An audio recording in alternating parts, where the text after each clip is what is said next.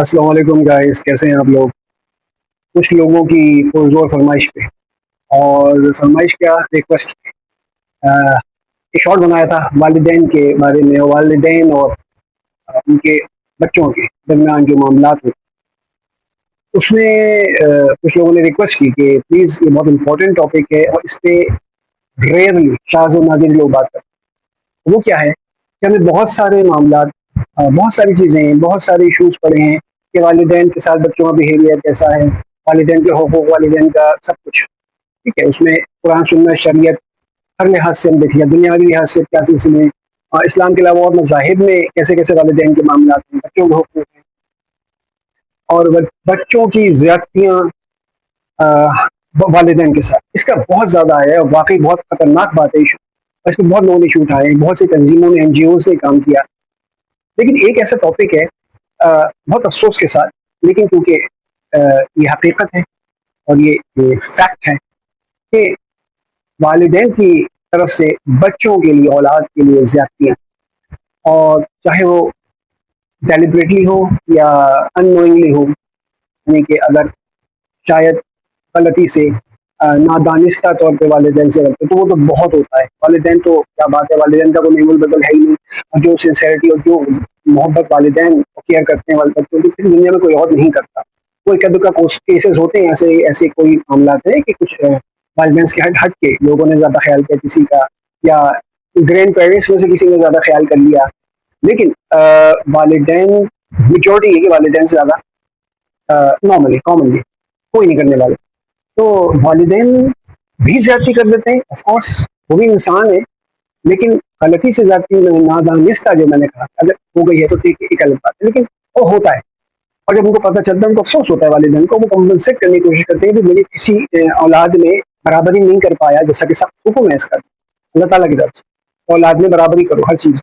लेकिन दिल पे जोर नहीं होता, किसी से ज़्यादा मोहब्बत होती है, किसी से कम होती है, लेकिन हुकूक बराबर, किसी के साथ ज्यादती ना हो। जान बूझ के, डेलिबरेटली, जानते बूझते, सब समझते हुए कुछ वालिदैन अपने कुछ औलादों के साथ या किसी एक के साथ ऐसी ज्यादती कर जाते हैं, उसकी बात है, सारा मसला ही उसका है। और उसी के लिए कहा गया है कि जो लोग इसमें जिन्होंने फेस किया है अपनी ज़िंदगी में इस चीज़ को, उनकी ही रिक्वेस्ट है कि ये बहुत इंपॉर्टेंट टॉपिक है, इस पर कोई बात नहीं करता है। लोग मानते ही नहीं कि वालिदैन कैसे गलती कर सकते हैं या वालिदैन अपने बच्चों के साथ कैसे ज्यादती कर सकते हैं। तो कर सकते हैं, हालात मजबूर कर देते हैं, इंसान है, ऐसी सिचुएशन हो जाती है, ऐसे सर्कमस्टांसेस हो जाते हैं कि वो कर जाते हैं। जैसे इसमें से हम कुछ किस्से लेंगे और ये रियलिटी पे है कुछ, और कुछ जो है अफसानों पे भी हैं, लेकिन रियलिटी को देख करके नाम बदल के उन्होंने उसको बयान किया, उस पर ड्रामेटाइज किया गया, उन पर मूवीज भी बनी, उन पर बहुत सारी चीज़ें हुई हैं, या उस पर पोषण दिखाया गया चीज़ का। तो चलिए पहला एक हिस्सा लेते हैं, एक खातून का जो बेवा थी, और उन्होंने अपनी एक बड़ी बेटी, जिसकी शादी हुई और फिर वो 3-4 बच्चे होने के बाद बेवा हो गई, वो भी उनके घर वापस आ गई। फिर एक बेटा था, फिर 2 और बेटियां। तो हुआ ये कि जो दूसरी बेटी थी पढ़ लिख गई, बहुत शौक था उसको, और मेहनत कर करके उसने यूनिवर्सिटी वगैरह जाके मास्टर्स किया और पढ़ लिख के उसको अच्छी नौकरी मिल गई, और नौकरी भी तरक्की होती गई। अब हुआ कि इसका जब एक जना पसंद लड़का साथ काम करता था ऑफिस में, अच्छा घर आना था, रिश्ता लेकर आए, और लड़की को ऐसा माँ ने तासुर दिया कि हाँ बेटा ले आओ, ये वो शादी तो जाए सबकी करनी है। लेकिन जब वो खड़ी पीछे सुन रही थी, उससे पहले रवायतें होती कि उस लड़के से और उसकी माँ से, इस लड़की की माँ कहती है कि देखें आप लोग बहुत अच्छे हैं, हमें आपसे कोई तराज नहीं है, बहुत अच्छा बच्चा है, और ये वो, आप मुझे बहुत अच्छे लगे बेटा तुम, लेकिन हमारी कुछ मजबूरियाँ हैं। वो लड़की पीछे खड़ी सुन रही है, हैरान होती है कि ऐसा मुस्कुराहट उसकी उड़ जाती। मेरी बेटी घर आ गई, बच्चों के साथ बेवा हो गई, बड़ी जिम्मेदारी उसके बच्चों को पालना और उनकी पढ़ाई लिखाई, मेरे ऊपर तो बड़ा बोझ पड़ गया, मैं तो थी बेवा।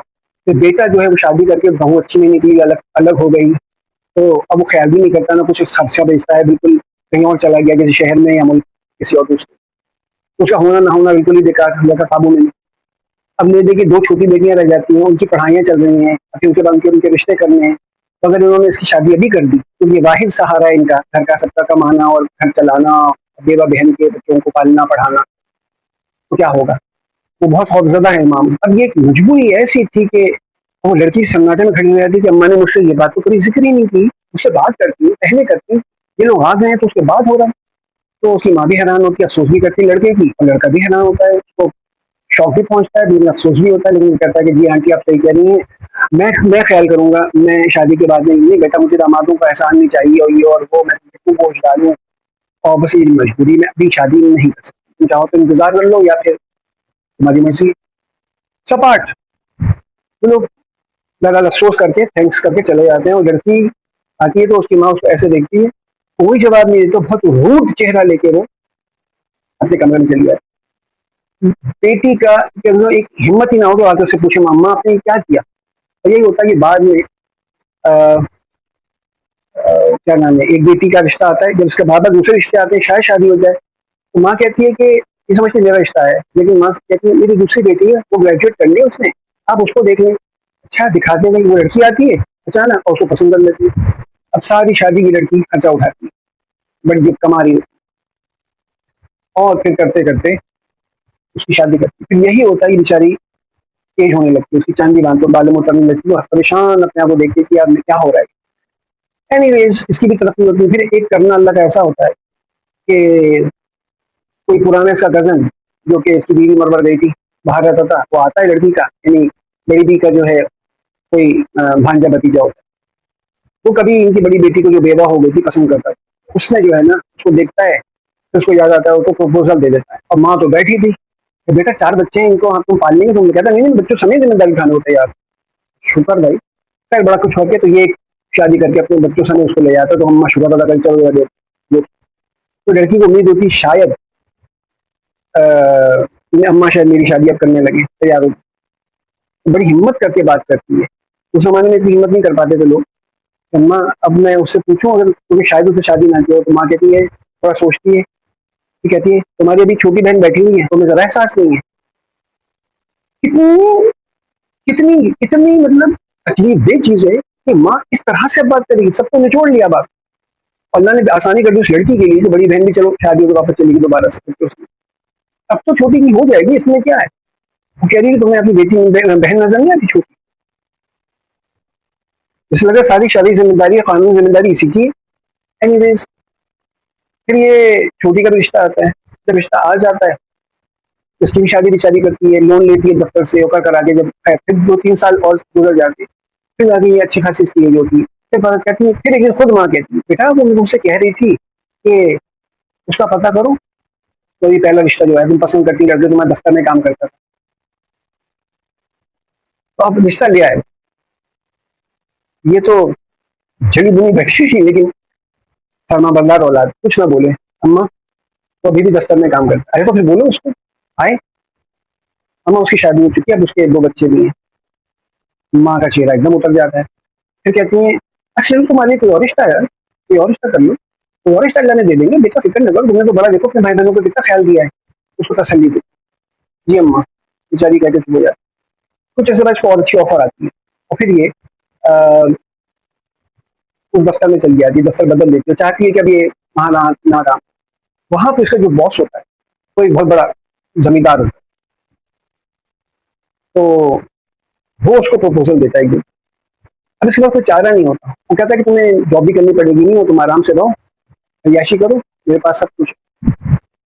अच्छा शादी बड़ी खुश होती है माँ उसकी, माँ से मिलने आता है, बेटा तुम्हारे देखो तुमने इतनी कुर्बानियां दी, तुम्हें किस्मत मिल गई। और उसके बाद फिर जब वो शादी हो जाती है तो जाता है अपनी पहली बीवी से मिलवाने के लिए, उसको तो दंग रह जाती है, ये क्या मतलब ये उसकी जो ठाकुराइन होती है या बडेरे की बीवी होती है, जो भी होती है पहली बीवी खानदान, उसके बच्चा कोई नहीं। कहता देखो तुमसे उम्मीद है कि वो अलग रहेंगी, मैं सोचता था मिलाने ले जाऊँ, मैं तुमसे छुपाया, लेकिन हमारा रिवायत है कि एक खानदानी औरत हमारी शादी लाजमी होती है, बचपन से तय होती है, तो जैसे कोई वो नहीं है, बस मैंने उसको उसूलन रखा हुआ खानदानी मामला है कि हमारे मामले में इंटरफेयर नहीं करेगी। खैर वो औरत होती है, वो मजबूर होती है, उसे मिलती है, और खास उससे निंदा कर लिया अपना रहती रहती है, इसका ही बेटा होता है, पैदा होता है।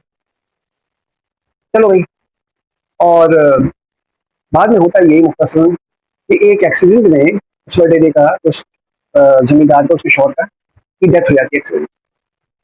और फिर आहिस्ता करते करते एक दिन अचानक उसकी पहली बीवी आती है और इसका बच्चा लेके चली जाती है, छीन लेती है इससे। ये हमारे खानदानी निशानी, इनका भी औलाद नहीं है, क्योंकि वारिस वाली सारा जो है जायदाद का सब यही बच्चा है, और हम उसको पालेंगे, हम खानदानी बीवी और ये वो, और सारी कानून अपनी ताकत पैसे की दिखाती है और बच्चा लेके चली जाती है कानून को। बेचारी कुछ नहीं करती, माँ के घर वापस आ जाती है और इसका सब कुछ ले लेते हैं, उसको मिला होता है कुछ, उसने एक दो चीजें नाम की होती है इसके, कोई फ्लैट वगैरह, वो तो चलो रह जाता है, बाकी जो है वो अपनी माँ के पास वैसे ही वापस आ जाता। ये उसकी जिंदगी। एक औरत जिसको रगड़ दिया गया, उसकी अपनी माँ ने, और फिर बाद में उसकी माँ एक दिन देखती है कि बच्ची बेटी उसकी बिल्कुल लागर होती जा रही है, वक्त से पहले बूढ़ी होने लगी है, गम में डूबी रहती है, बच्चा भी खो गया, शौहर भी चला गया, मर्जी की शादी भी नहीं पसंद की होती, खाली कुर्बानी देती रह गई। एक दिन जब उसकी अपनी तबीयत खराब होती, माँ को लगता है कि मेरा वक्त आ रहा है, तो बेटी को बुला के हाथ जोड़ती है, रोती है, उसे माफी मांगती, बेटा मुझे माफ कर देना, मैं तुम्हारे साथ बहुत ज्यादा, मैं खुद गर्ज हो गई। इतना अपने आप को कोसती है माँ, इतनी बातें करती है कि उसको मतलब अपने आप को, मैं खुद गर्ज होगी कि मैं मजबूर थी, मैं बेवा थी, तुम्हारे बाप नहीं थे, बेटी वापस आ गई बेवा होकर के बच्चे के साथ, बताओ मैं क्या करती।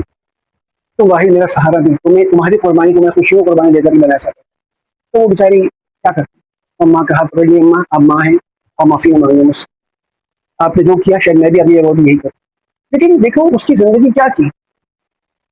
तो ऐसी सूरत हाल हो जाती है। एक कहानी, दूसरी एक कहानी आपको सुनाता हूँ, कहानी नहीं है हकीकत, एक लड़के की, वही बड़ा बेटा, मतलब चलो दूसरे नंबर का बेटा सही, खूब उसने किया, पढ़ा, काबिल बना, कमाया, फिर अपना बिजनेस किया कारोबार का, और इतना कर लिया, बाकी तीनों भाई चारों भाई जितने भी थे, उनमें एक भी सही पढ़ा हुआ था, बाकी सब ऐसे ही थे, काम भी नहीं करते थे, भाई की दौलत में बैठे। अब अब्बा एक मकान तो बना ले, मकान की तोसी करना, मकान में रेनोवेशन करना, उसको ऊपर बनवाना, भाइयों को पालना, एक भाई को नौकरी दे दी अपने ही उसने दफ्तर में, वो भी काम करता है चलो, बाकी दो भाई ऐसे ही बस, एक तो कुछ नहीं करता और दूसरा जो है वो खाली अम्मा को चुपक के बैठ गया है।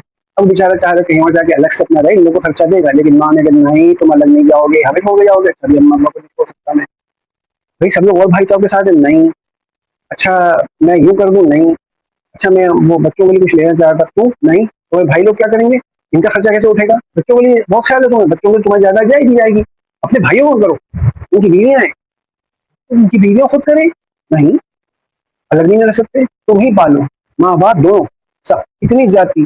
बीच में उसने कुछ लेना चाहते जमीन प्लॉट वगैरह ले लो, बीवी के नाम बच्चे के नाम, कुछ पैसा आया नहीं, नहीं, अम्मा क्या कह रही है, पूरी जो तुम कमाते हो सब लाके मुझे दो और मैं सबको बराबर बांटूंगी, तुम्हारे भाइयों को बराबर हक है। यार वो क्या बाप है उनका, वो उनका बाप नहीं भाई है भाई, बाप कमाता तो सबको बराबर देता तो बात समझ में आती थी। और तनख्वाह तो बाप भी बाकी लाके बराबर औलाद में तकसीम नहीं करता, अपने पास रखता है, कुछ खर्चा बीवी को देता है, घर चलाता है, सब कुछ होता है, उसका बजटिंग होती है। औरत को भी हक नहीं होता बीवी पे पूरी तनख्वाह ले लेगा, पूरी जायदाद, वो अपना मुनाफा अगर बिजनेस करता पैसा ले ले, ना कोई बेवकूफ ताजिर ऐसा करता है। ठीक है आप अयाशी से करें, सब कुछ करें, लेकिन ये नहीं कि आपके नाम सब कुछ हो जाएगा। तो बहरहाल करते करते हाल ये हुआ है कि फिर उसने किसी और जगह बड़ा अच्छा देखा कि मैं ये सब जायदाद बेचता हूँ और भाइयों के लिए सबके लिए अलग अलग घर देता हूँ। उसने बहुत अच्छी सोसाइटी में जाकर देखा कि अभी बड़ी अच्छी सोसाइटी बन रही है, वहाँ काफी सस्ता है, अगर इस मकान को बेचेगा तो वहाँ पे सब भाइयों के लिए अलग अलग, छोटे छोटे लेकिन अलग अलग घर जाएंगे, अच्छे खूबसूरत से, सिक्योर्ड एरिया है। माँ ने कहा मुझे चल के दिखाओ, तैयार होंगी अम्मा। छोटा वाला भाई जो चोचला चोचलेबाजी करता था, अम्मा की मक्खनबाजियां, और हर वक्त अपनी मर्जी से काम करता कुछ नहीं था, निकम्मा और काम अपनी मर्जी करवाता था, रोज अम्मा ये करो, अम्मा भाई से कोई, अम्मा भाई से कोई ये करे। वो जब तशरीफ लाए इलाकों देखने के लिए, तो बीच में कुछ थोड़ा सा एक कच्ची आबादी आई, भाई तो मसला नहीं, कल को पक्की हो जाएगी आबादी, या सड़क अच्छी बन जाएगी, या उन्होंने कहा पुल बना देंगे, चलो ठीक, वॉट एवर, ऐसा होता है। पहले ऐसी जगह जाके सोसाइटियां बनती है और बाद में तरक्की होती है, हर चीज बदल जाती है। तो आज ऐसा करना नहीं, मैं तो वहां से जाऊंगा नहीं, मैं तो वहां से गुजरूंगा नहीं, अच्छा भी क्या, तो नहीं वहां नहीं ले, भाई को ना लेने देंगे, यही मकान हमारा सही, हमारा पुराना मॉडल। करते कुछ नहीं, नखरे हजार, और अम्मा को उन्होंने बीच में वो बनाया हुआ है, अम्मा अब्बा को, तो भाई को कंट्रोल करें, तो भाई साहब को वो कंट्रोल करें, नहीं बेटा मेरा छोटा नहीं चाह रहा, जो एक भी नहीं चाह रहा तो मैं नहीं जाऊँ।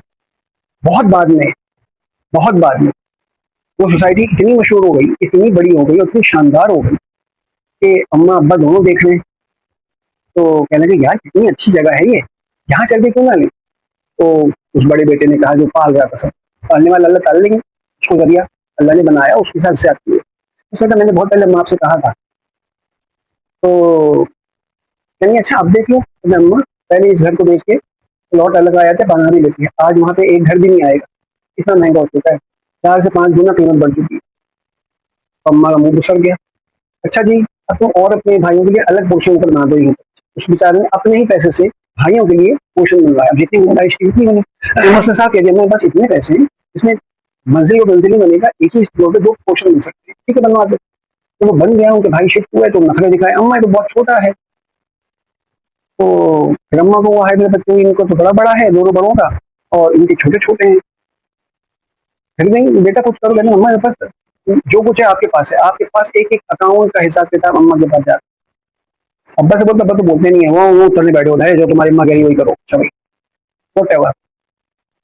तो दोनों की मिली भगत, उन्होंने ठीक ठाक रगड़ा बीच में। फिर उन्होंने कहा अम्मा इतना ही है, अब इसके बाद मैंने कहा मेरे पास सब खत्म हो, अब मैं कुछ भी नहीं कर सकता, क्या लूटू मारूं डाका मारूं क्या करूं। अम्मा चुप। आज वो बंदा सब कुछ हुआ, बीमार पड़ गया, सब कुछ हुआ, अपने खुद इलाज, खुद ही दौड़ भाग, खुद डॉक्टरों के पास, सेहत गिरती आ रही है, लेकिन किसी को फिक्र नहीं है उस बंदे की। बीच में उसको फायदा ये हुआ कि एक बहुत बड़ा पोर्शन उसके बिजनेस के, यहाँ उसका दफ्तर है वहां पर उन्होंने और ऊपर बनवा लिया, नीचे का पोर्शन खाली हुआ, एक बहुत बड़ी चेन है, उसको उन्होंने दे दिया किराए। अब उसका किराया अच्छा नहीं लगा, तो बंदे ने सोचा कि चलो मैं इसके किराए को जमा करके किस्तों में कुछ ले दूंगा अपने लिए, अपने बच्चों के लिए कुछ बना लूँ, ताकि उनका मुस्तकबिल तो महफूज हो। यहाँ तो सारा पैसा भाई बहनों में नहीं चला गया। पहली किस्त आई नहीं किराए की, अम्मा ने कहा अभी किस्त आ गया किराया, चलो लाओ बांटूंगी मैं सबको। क्यों अम्मा ये तो मेरा नहीं, सब में तुम बांटते हो, तो इसमें ऐसा अलग कर सकते हो, मेरे सब बच्चे बराबर हैं, जैसे अम्मा खुद कमा रही है। शरीयत में ऐसा कुछ नहीं है अम्मा जान, तो जो भी अम्मा जाने, और सारी ऐसी अम्मा जान और अब्बा जान लोग सुन लें, जो भी आपकी औलाद कमाती है आप उसमें से जरूर अपना हिस्सा कुछ ले सकते हैं, मांग सकते हैं, इसलिए कि आप वालिदैन हैं, लेकिन आप ये नहीं कह सकते लाओ सारा दो मैं अपने और बच्चों में बांटूंगा या बांटूंगी। ये बिल्कुल ना कानून इसकी इजाजत देता है, ना शरीयत इसकी इजाजत देती है। आप लोग कानून के खिलाफ, शरीयत के खिलाफ, यानी अल्लाह के भी गुनहगार बन रहे हैं, अल्लाह की नाफरमानी कर रहे हैं, रसूल से को नाराज कर रहे हैं। ऐसे वालिदैन जो अपने बच्चों के साथ इस तरह ज्यादतियां करते हैं, इस तरह उनको रगड़वा देते बाकी औलादों के लिए, क्योंकि उनकी टेंशन में ठंड रह जाएगी, उनकी नालायक औलादें, जो कमजोर औलादें, चलो कमजोर का हम यहाँ कमजोर की सभी मदद कर देते, करवानी चाहिए, लेकिन थोड़ी ना जिम्मेदारी समझ लो भाई, मुस्तकिल तौर ये कोई नहीं है। बहरहाल उन्होंने बेचारा कुछ भी नहीं करता जिंदगी में अपने लिए, अपने बच्चों के लिए, सिर्फ वो जी रहे हैं, लग के काम कर रहे हैं, नौकरियां भी भाइयों को दी हुई है, घर भी बना के दिया हुआ है, और हर चीज का हर चीज यानी किराया तक भी आ रहा है, तो वो बिजनेस में जो मुनाफा आता है वो सब सबका बराबर अम्मा अब्बा बांट रहे हैं। इस कदर जुल्म जुल्म है। और ये याद रखें ऐसे वालिदैन, बहुत माजरत के साथ कहूँगा, वालिदैन कोई आसमान से उतनी मखलूक नहीं होता, उनके बहुत हकूक हैं, लेकिन उनके फ़राइज़ भी बहुत सारे हैं औलाद के लिए। औलाद को हुक्म वालिदैन के लिए, उनको उस तक ना कहो अगर बुढ़ापे पहुंच जाते हैं, दब से खड़े रहो, सब आया है। ये वालिदैन क्या समझते हैं कि उनकी औलाद उनकी मिल्कियत है? नो, वो अल्लाह की अमानत है, अल्लाह ने दी है, बताया इनको इस तरह पालो करो तो तुम्हारे लिए निजात जरिया, तुम्हारे लिए सबका जारी होंगे। तुमने उनके साथ ज्यादती की तो उसका भी पूछोगी, और तुम्हें उनके हकूक नहीं दिए तो भी पूछोगी। तो भाई औलाद की जो आपने उसके साथ ज्यादतियां की हैं, आपको अल्लाह के बंदे के तौर पर क़यामत दिन के जवाब देने होना पड़ेगा। और बहुत लोग समझाते हैं कि ऐसे लोगों को, ऐसे लड़कों लड़कियों को, खवातीन हज़रात को जो अपने वालिदैन की ज्यादती का बहुत ज्यादा शिकार होते हैं, डेलिबरेटली जानबूझ के, क्या आप जाकर उनसे बात करें, आपका शरई हक है, जो शरीयत कहती है यहाँ तक सुनो। जैसे अगर शरीयत के खिलाफ वालिदैन कहें आप उनकी कोई बात ना माने, ये इस्लाम है, बिल्कुल क्लियर है। कोई बात जो शरीयत के खिलाफ है, अगर वो कोई कहता है वालिदैन कहते करने को, तो अल्लाह ताला कहता है मत मानो उनकी बात, करना तो उनकी फरमा बरदारी आप पे कर सकते, लेकिन शरीयत के खिलाफ नहीं। तो ये सब शरीयत के खिलाफ उनके जो उनकी बातें होती हैं, आप उसमें उनको बोल सकते हैं, समझा सकते हैं, उनको अजाब सजा और गुनाह से बचा सकते हैं। कल आपको क्या, आप सब लोगों को, मैंने ऐसे लोग कुछ देखे, एक साहब थे, उन्हें इसी तरह रगड़े खाए, उन्होंने जब मुझे शेयर किया, हर एक से नहीं करते, वालिदैन ने बड़ी ज्यादती की है, लेकिन बहरहाल मैं वालिदैन के अगेंस्ट नहीं जाना चाहता। मैंने उनसे कहा कि यार आप तो शरीय हक है, मुझे नहीं ना वालिदैन के कुछ भी हो जाए मैं उनके अगेंस्ट नहीं आ सकता, मैंने बहुत अच्छी बात है, आपने खिलाफ कुछ ना कर, लेकिन कम से कम उनको जुल्म से तो रोक सकते हैं, जालिम को जुल्म से रोकना भी तो जरूरी है, अपने लिए नहीं है लेकिन सबके लिए, उनके अपने लिए। तो वो कैसे? देखो वो ऐसे कि क्या आप क़यामत के दिन चाहेंगे कि आपके वालिदैन औलाद के साथ ज्यादती की वजह से मुजरिम बने अल्लाह के सामने खड़े हुए हैं? हरगिज़ भी नहीं। तब उन्होंने कहा कि हरगिज़ भी नहीं। मैं कहा फिर अपने वालिदैन को देखना चाहेंगे जो ज्यादती उन्होंने आपके साथ की है, उस पर वो सजावार होकर खड़े हो क़यामत के दिन? मैं उनको माफ कर दूं, मैं कहा माफ कर दें आप, लेकिन अल्लाह ताला फिर भी उनसे बात पूछ करेगा, ठीक है माफी तो कर, तुम्हारी औलाद नहीं, लेकिन तुमने जो किया है ना, तुम्हारी ये नहीं किया, तुम्हारे औलाद को दी जाती, क्योंकि उन्होंने माफ कर दिया, लेकिन उसने जो तकलीफें बर्दाश्त की उसके बदले में तो हमें देना है उसको। तो अल्लाह ताला अगर ये करने लगे तो आपकी नेकियां और आपका अजर और आपकी जन्नत में नेमतें कम होते हैं, आपको औलाद मिल जाएगी, तो आप तो कुछ नहीं कर सकते, लेकिन आपके वालिदैन क्या करेंगे? तो फिर आपको उनको देख के तकलीफ होगी कि मेरे वालिदैन इस चीज़ से महरूम रह गए, अपनी ही हरकतों की वजह से। तो काश मैं उनको उसी वक्त रोक लेता, उसी वक्त समझाते क्या वालिद वालदा आप मेरे या किसी भी औलाद के साथ कोई ऐसी ज्यादती ना करें।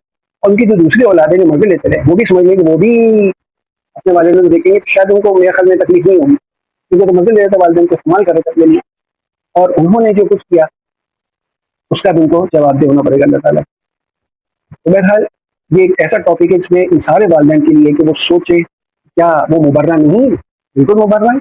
अगर उन्होंने अनजाने में कर दिया, अल्लाह से माफी, बच्चों से माफी कर लें कि बेटा हमसे जाती है, मुझे माफ कर दे, ये कह देना चाहिए। मुझे कोई आदमी के बच्चों से कहने बेटा हमें नहीं पता, शायद हमसे गलती नहीं होगी, लेकिन जानबूझ के उनको पता हो और आपने औलाद में तमीज की हो, अलग अलग इनजस्ट किया हो और आप इनजस्ट रहे हो, इनजस्टिस अल्लाह को पसंद नहीं किसी भी लिहाज से, तो आप उसको क्लियर करें।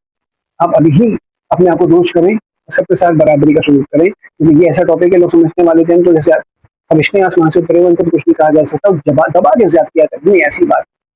जैसे कि इंसान की जो और लोगों के साथ ज्यादती कर सकता है, गुनाहगार हो सकता है, तो अपनी औलाद के साथ ज्यादती करने में गुनाहगार नहीं हो सकता, क्योंकि लोग तो सब अल्लाह के बंदे और अल्लाह के सामने सब इक्वल है। रिश्ते तो अल्लाह ने बनाए हैं और उसके तकद्दुस भी रखा है किसको किसके साथ क्या करना है। ये वालिदैन हैं, ग्रैंड पेरेंट्स हैं, असातिज़ा है, औलाद हैं, दोस्त हैं, पड़ोसी हैं, रिश्तेदार हैं, सबके हकूक बनाए हैं। हकूक वाले बात में बहुत कुछ आता है, फिर अल्लाह के हुक्म है। लेकिन ये नहीं है कि सबको तो पकड़े, सिर्फ वालिदैन को हर कुछ हरकत करने की इजाजत है, तो ऐसा नहीं। इस पे बेहतर है कि आज भी अगर आपको ख्याल आता है तो ऐसे सेक्रीफाइस करने वाले औलादें बेचारे जिन्होंने शादियां भी नहीं की, बहुत से ऐसी शादियां नहीं की और सारी उम्र आप देखेंगे कि बड़ी आफा है किसी की, क्या हुआ भाई, सब कुछ उनका कमाया हुआ है और उन्होंने पाला खुद अपना घर नहीं बसाया, उम्र गुजार, और आज उनकी जायदाद के लिए सब आंख लगाए बैठे हैं भाई। इस तरह कोई बड़े भाई थे या कोई थे, उनके साथ भी ऐसे हुआ तो उन्होंने अपना घर नहीं बसाया, मर्द थे चलो देर से बसा लेता, लेकिन तब तक उनकी जिंदगी हाफजर हो जाती है कर देता। तो बहरहाल बहुत इंपॉर्टेंट चीज़ है, इस पर सोचें और आज आंख बंद होने से पहले ऐसे तमाम वालिदैन खुद नेक नियत से अपना मुहासबा करें, अपना एहतसाब करें, खुद देखें कि उनके साथ उन्होंने अपने साथ क्या जाती की अपनी औलाद के साथ, आज उसको कंपनसेट करें, ख़त्म करें और बराबरी करें और देख लें उन्होंने कोई ऐसी चीज़ करने की अल्लाह के यहाँ मुसीबत बन जाए। गाँव की दरख्वास्त है। अस्सलाम वालेकुम।